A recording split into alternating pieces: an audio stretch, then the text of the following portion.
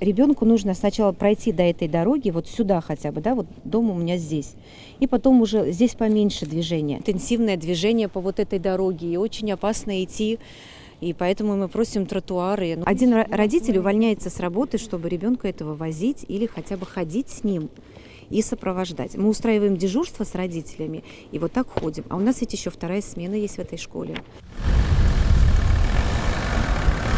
Вот машина едет, и надо пропускать, чтобы машина проехала. На эти сугробы становишься, вот машина проедет, и дальше идешь. Здесь вообще движение активное, и пешеходы подвергаются большой опасности.